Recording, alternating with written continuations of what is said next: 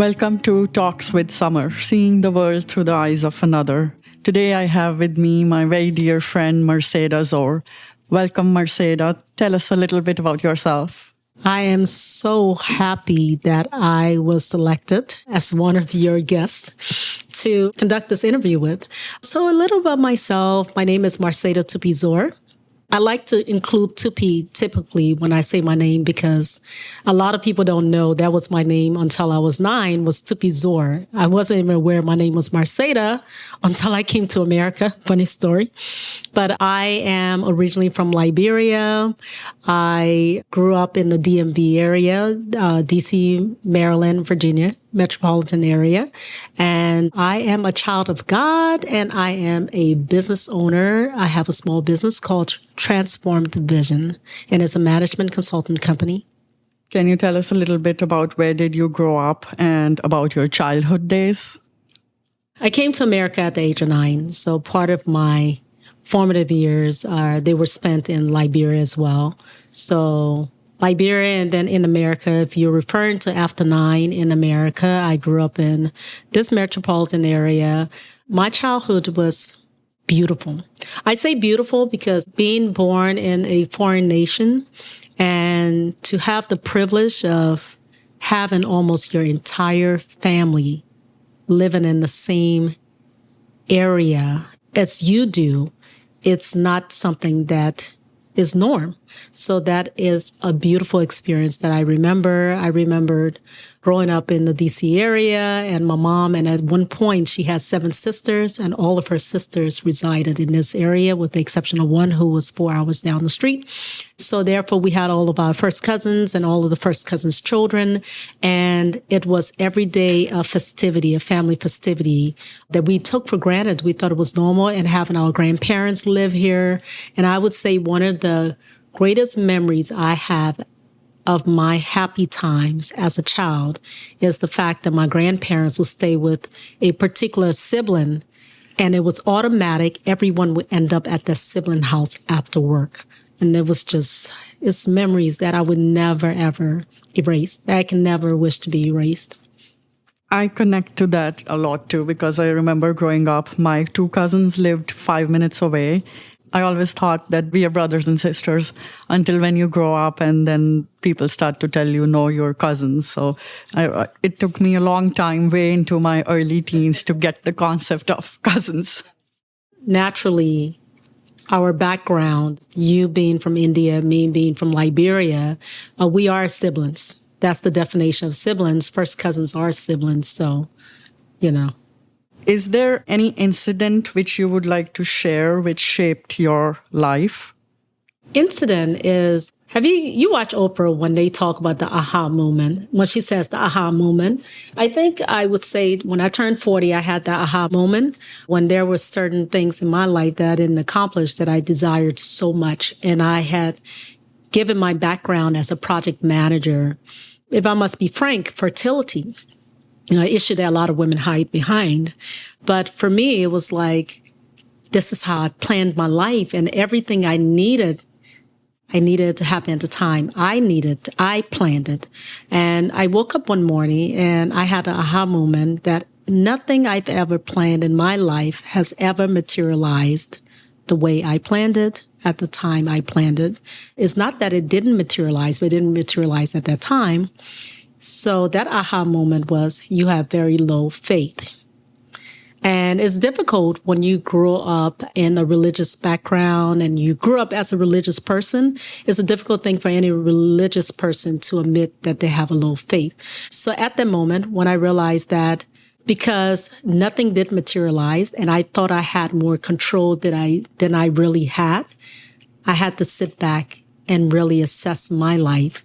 And that was the moment where it was like, my faith is low. This is what you need to focus and work on. And when you recognize that your life is out of your control in some form, you don't 100% own the narrative to your life as you think you do, then you start to really understand God and understand how you relate to Him, how important it is. So, yeah. Thank you. That is so beautiful. And it impacts me a lot. What is something which is very close to your heart, or what is something you're passionate about? You. Summer, I know I called her off guard. Summer's like, what? You, my friends, my family, my tribe of sisters. I'm very passionate about, and I say you. Meeting beautiful people I don't take for granted. I say it every time. Beautiful women, inside out, I don't take for granted. And I think that is like one of the highest regards under next to God that I personally, I'll say that. Thank you. I would like to say it here in this podcast that you are the only person and the only friend I've had, and you'll always be in that space in my life who was there for me when nobody else was in the most difficult times of my life. And you have such a special place in my heart. I can't even express it in words. Thank you so much, Summer. Thank you. Who has been the most influential person in your life, and how have they impacted you? You know, can I say, instead of individuals, can I just say groups of people? Women, number one. Women are very influential, because I always wonder, even from childbirth, how women would just come out resilient to anything. Women are number one. I am from Africa originally, and I think African Americans are the second in my book to be in their world. And the reason I say them, because I sit in their world, and through their sweat and effort for me to be who I am in this country. So I'll say they come second. Is there any advice you would give your younger self looking back at your life now? I've never been asked that question. I've thought about it. I would say time waits on no man. All of the years you spent pouring your emotions into someone for many, many years, understanding that they will not shape your life anyway, anyhow, but you've wasted 5, 6 years. Time waits on no man. The years you take where you dwell on them emotionally when they're gone and they're living their life and enjoying the best of life, time waits on no man, right? You know, looking back, even investments at a young age that you don't know at a later age could give you that freedom to life. Those are years that went by that you could have made 3 or 4 investments from younger days and you just thought you had time. Time waits on no man. I would say that's my, that's what I would advise my younger self. I do think sometimes that we become this person and we have these realizations because of all the things that we have done. So I don't know if we would have done anything differently at that time anyway. Sometimes I think that about myself. I am like this because of all those things which I think I could have lived differently. But I wouldn't have been this person if I would have lived those differently. Think about life, right? Because we don't know. We don't know if we did, if we would be. Right? So we say it sometimes as human beings to feel better about ourselves, because I tell myself that too. Well, would it have made me this person I am? But maybe it would have made me a better person. Who knows, right? Yeah. So we don't know, but it's a good comforting. Those are good comforting words that we use to ourselves. So we might as well, in order to move forward in life and be happy, those are great comforting words. Yes. What do you feel the purpose of life is for you? Or in other words, what do you feel is your personal quest in life? The purpose of life for me is to live every day as it is my last. That's something I didn't just adapt at this age, but I've always lived my life every day as it is my last. Not in a reckless form, but in a careful form. I want, when I leave this earth, that people are like, wow, she really enjoyed her life.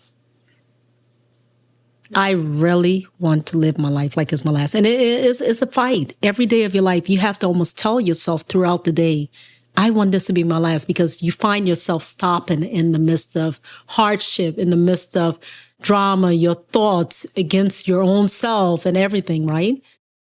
Most of the time, our past or our future is making us ruin this moment. Yes. That's what we keep doing all the time. And you even said it, right? That's why we have to think we did the best we could. I wouldn't have shaped us to this one. We have to live on that, on those words. Yeah. Is there any book, quote, or philosophy that has shaped your outlook on life? The poem, Phenomenal Woman by Maya Angelou. I love that poem.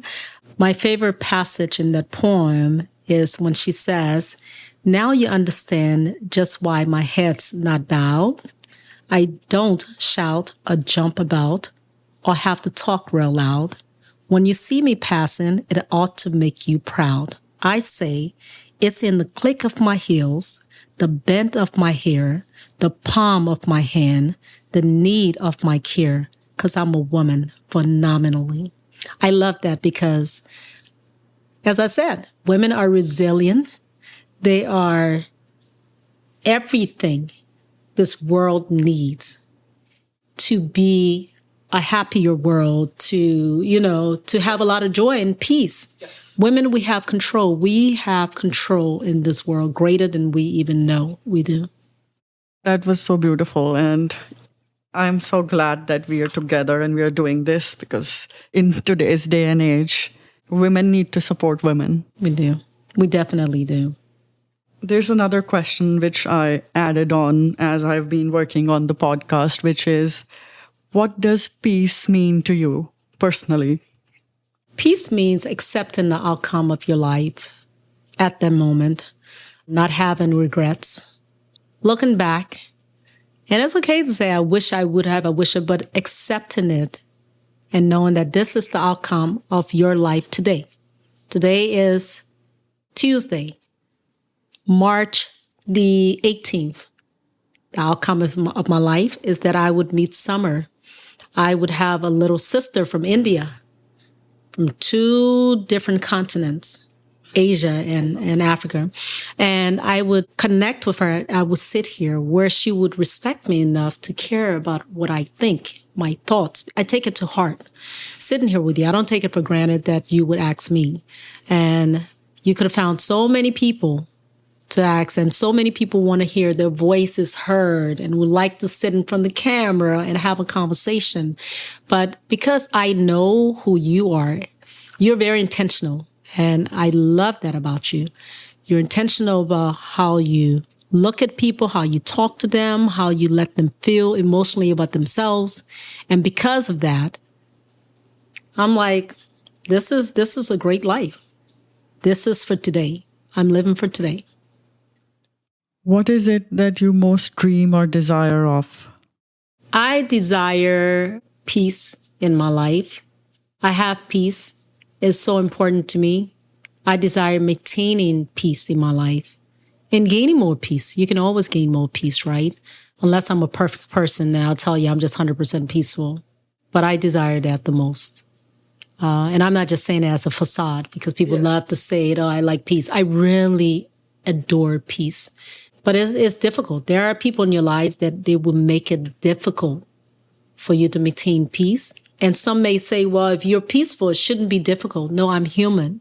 Yes. And it is difficult. But I pray that I learn that trick and that tactics that would allow me to maintain my peace at all times and allow those who are attempting to take it away from me, whether it's intentionally or not intentionally, to stay within their range, right? And still behave in a peaceful manner to them. If it were a perfect world, what does that look like in your eyes? If it were a perfect world, I probably won't be here. So I don't want a perfect world because I won't be here. You may not be here. We've played, the world would just have a bunch of children. Yes. Who's going to care for them? So I don't want a perfect world. That's a perspective. What is something that you would like the world to know about you, which you feel is often misunderstood? I would say that I'm misunderstood to be a person who likes numbers and crowd of people, because I'm a person who I have a large number of girlfriends and family members. But what people don't know about me is that those numbers, as large as they are, they're very small in my world, because I'm intentional with all of my friends. It's very important for my friends when they leave my space and when my name comes in their space, in their heads, in a conversation that is beautifully stated and is beautifully felt. It's very important to me for my people to think that way. So I don't care about numbers because I don't play the numbers game. I would rather the quality in the relationship that I share with my friends, my sisters. And when I keep saying my sisters, I have biological sisters, but believe it or not, when I use the word my sisters, I mean my tribe of my sisters. They mean a lot to me.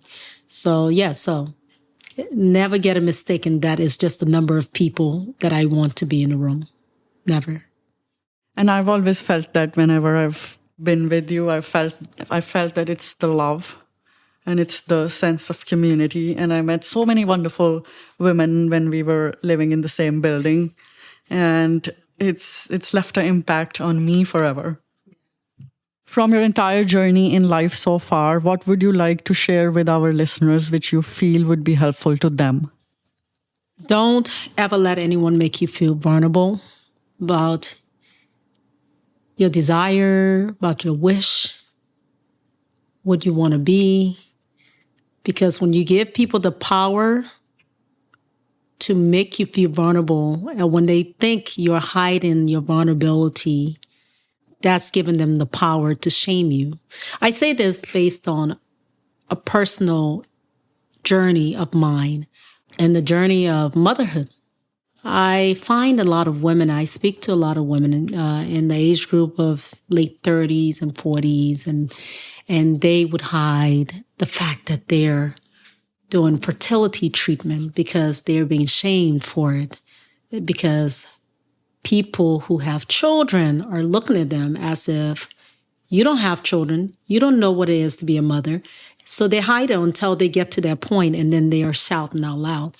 Never let anyone make you ashamed for wanting what you want in life, whether you want to be a mother, whether you want to be whatever profession you choose to be in, whether you choose to just be a housewife, whatever you choose to be, you stand firm on it and you let people know that this is what it's okay to talk about what your desires are, and don't be embarrassed about it. Because people enjoy for you to hold on to your desire when they feel that it's not a norm in society. So once you accept it, you talk about it, it's easier for you to actually find your own inner solutions to it. The more I talked about fertility over the years, actually, I had to dig back into my life. As I said that, and it was like, well, you have children. Like, why do you want to do this? You do have children. No, you should never feel like you're childless.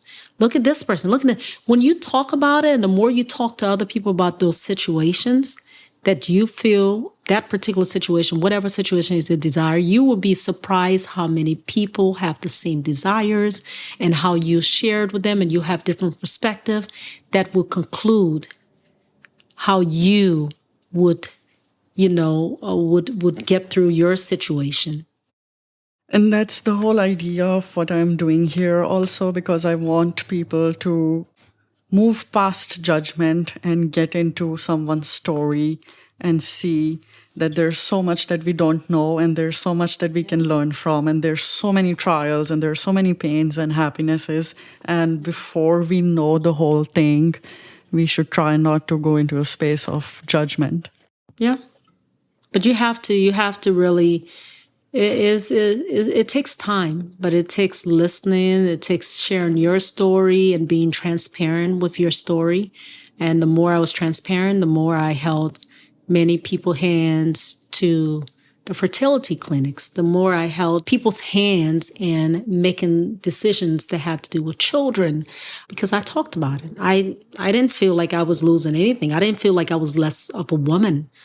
Never I felt I was less of a woman because of that situation. Never I felt like I was less than a mother, because the more you talk to people, you found out some people don't even desire to be in that situation, but they deal with it because that's where they are, right? So a question which came to my mind, which I think is very important, is that as your very dear friend, I know that you wanted biological children and you could not have them for whatever reason and however your life was. What would you share with so many women out there who've been through the same situation, and what would be helpful to them? And where are you personally with that fact in your life right now? Thank you, Summer. And thank you for asking the question. But I will tell you, I'm always transparent with this. You never have to ask that question, never feel uncomfortable to ask that question, because I've always been transparent. And I need people to hear my voice when I speak about it. I need people to hear my opinions and know, emotionally how much I'm tied to this effort, because I also help other women go through this phase in their lives. But I'm 50 years old. I am one of the fortunate ones that I didn't have kids biologically, but I am a parent. I don't feel as if I'm not a mother. I feel all the emotions of a woman. And I hear people say, well, unless you push a child out, I don't believe that. There are lots of women who have children and leave them by the wayside, abuse their children, and do, some of the most graphic things, right? But yes, so I call myself blessed that I pour into children's lives. And the women that I pour into their children's lives, including my sister, they have always encouraged such a strong bond with all of their children. So I've never lacked the feeling of motherhood. So me wanting children, and why I say I'm fortunate, because I want children not because I don't feel like a mother. I just wanted my biological kids. And that's a good feeling when you think about it. It took me close to the age of 50 that I realized that I don't desire children to feel like a mother. I feel like a mother. So everyone needs to assess their situation in life in order to come to peace with the final decision by God, as you have no control sometimes, most of the time. And just kind of make peace with it. Number one, for those, own up to your decision. Some people, it was a decision not to have children. Own up to it. Don't feel embarrassed about it. For women who you have been through this trauma in your life, you have been through fertility, speak up. Let other people know. Share your story. Don't be secretive. Don't let the gift be just for you because it feels good. Look at other people and tell them your story. I hear stories where a friend of mine, we had this discussion where I said, well, I had a problem with a particular celebrity given the advice at the age of 50 that women you should not give up. Everybody needs to go and try to have a child at 50, blah, blah, blah. And I said she never spoke of if it was her own eggs. And she said, well, she doesn't have to tell the story. And I said, well, if you are going to be transparent and you are going to claim that you are going to be the motivating factor of people moving towards this goal, then I think you need to be transparent with your story. I don't believe in a half and half helping. If you're aware that most of these women, they are looking into having biological children, it's not just carrying children with someone else's eggs, which is great, all of that. But a lot of women would like to carry their own eggs. That's why people are just taking all these pills and medications and all of these things. And then you are given the advice that they need to go. And you're not telling your story fully because your story may not be your own eggs. It may be that you saved your eggs when you were in your 20s. Like, say something, I think you could still do it at 50. My story is this, but don't act like you are motivating them to do this. And you may be leading them into false hope that they're 50 and they may not have any reserves, of eggs to have children. This is so impactful. And I think this is such an important thing to talk about as a woman myself. One of the things which you said is probably like, it's so beautiful, is that you do not have to have biological children to feel like a mother. And this is one misconception which I've noticed, and I've also seen as I've progressed in my age and at this age, and this has always been given back to me from people, and I've always thought that, but I do feel like a mother at times, and in different situations and with different people and children. So that makes you question yourself if the world was more accepting towards what motherhood truly means, and like you said, share their story and to know the other person's story before making a call on what's happening. And a quick funny story, but and this may help you too. So as I got in my 40s, I started to get shamed by people. People will shame you on your desire. I said that. And they will act like they are not intentionally shaming you, number one. And some people, it's not they're intentionally shaming you. They just have a one-track mind in this, or they feel like they have the instant solution for you. So I could never process how to answer people when I said I wanted children, and they would say, you can adopt, right? And then I didn't know how to answer that because it was almost like a way of making you feel selfish. Like you want children, there are lots of children out here. But it was only when I spoke to a friend of mine, and she was like, do you know people keep asking me, why do I want children? I'm 45. Why do I want children? And then they're like asking me, you can adopt, right? And excuse my friends, she says, no shit, really? Oh my God, how smart. You are so smart. So is that something new that but I thought it was so funny, her answer. Yes. She was like, tell me more about it. Is that something they just created? To adopt children? I can do that? And she's like, of course I know that. I'm 45 years old, but what you're doing is you're trying to shame me. Because if I'm telling you I want to biologically have children, why are you telling me about adoption as a 45-year-old, as if a 13-year-old who doesn't know about adoption? But I thought that story was so funny, and I just held on to it. And I'm like, I always share with people in their 40s. I'm like, hold on to this story. As you talk about it, people will shame you. But she just kept going on and on. She was like, I kept asking the person until they were like, oh, okay, like, tell me more about it. Where can I go to adopt? Tell me. I thought that was a funny story. I was just thinking that it's so strange that the world, sometimes you just can't win. If you say you don't want children, or for whatever reason you don't have children in your 20s and 30s, and then in your 40s you have someone or you want children, and people start saying that, why do you want children at that late age? Then why don't you adopt? Why don't you look at other options? So sometimes I feel that it's a no-win situation. First, you didn't want them and you were not winning, and now you want them and you're not winning. You have control of your life, and you know that it is your world, and you have the right to decide when and where and change your mind and whatever you want. And, you have to live with it, and you have to be transparent, let people know, look them in the face and say, yeah, I didn't want children last week. Now I want children. You have to be able to say that. You have to be able to say, as a woman, we have options now. You have to be able to look at people and say, I don't want children. A friend of mine told me that, and I was like, wow, it was such a beautiful way she put this, because she was such a wonderful aunt. And I asked her, I was like, why? Because of my desire to have children, I started to impose it on her. And I felt that way because she was an aunt like as I am, and she would have her nieces and nephew, and I could just relate to her. I was like, but I desire that. And I asked her, I was like, you don't want children? She's like, absolutely, I don't. And I couldn't understand it. I was like, why?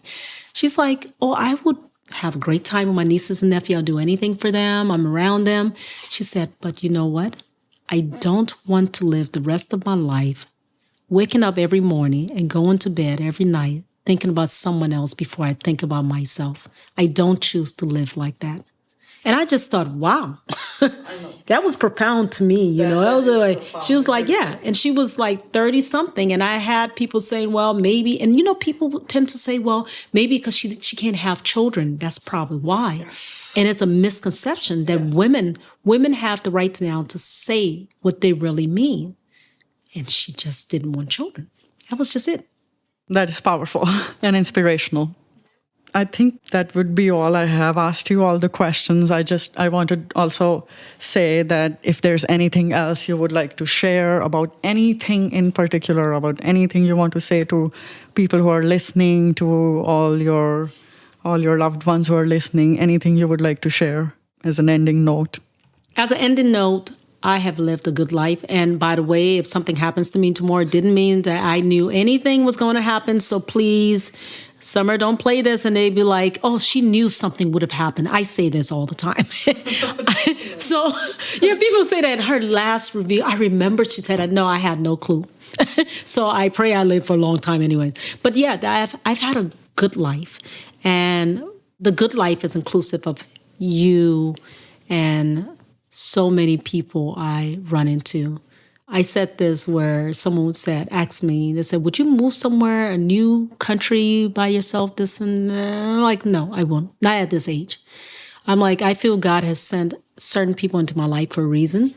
And if I were in my 20s, yeah, I would, to go and explore the world. At this age, the remaining of my life should be spent with the people I want to spend it with I think there's a purpose for me being in this circle with these people. Yes. And I choose to spend that time with those people. So everyone, enjoy your life, accept the outcome on a daily basis. Take ownership of everything that has happened in your life, because when you play a blame game, you will never resolve any issues in your life. I am good for not playing the blame game. I have a saying that when, a lot of times, especially as us religious people, we say, the devil is busy, the devil. I'm like, I'm 95% my own devil in my life. We all are 95%. Yes. So when I'm broke, that devil did not take me to Neiman's Marcus to buy those full dresses. No. So I am 95% the devil in my life. I'm 95% the devil who, when I was in a relationship, long-term relationship, and I should have walked away and I didn't, I'm the devil in my own life. I'm the devil in my own life 95% of the time. So take ownership. And when you take ownership, you'll work on becoming a better person in life. Thank you for sharing that. And I would just like to say thank you once more. You are truly inspirational. And I am blessed and honored to have you as my friend and as my big sister. And thank you. I'm happy that you decided to start this podcast. Through all of the tragedies in your life, Summer, I have never seen anyone who handled them so just gracefully, with so much grace. You talked about it. You did not hide. You shared stories. You listened to other people's stories. I don't know where you get the strength from to do all of that. Wherever it comes from, and we know, God is with you. And I'm happy you could sit with other people. I hope you share more of your stories with people, even though you want to listen to us. I think it's good that we hear you and to see where your strength comes from. Thank you so much. I'm so touched. And vulnerability is not one of my strong suits, but I would like to say that you were the person with whom it started. Because after my mom passed, my father and my sister, they were going through the same thing, and I didn't have anybody.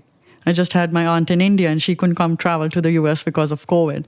And I moved to DC so that I could have a place just for myself.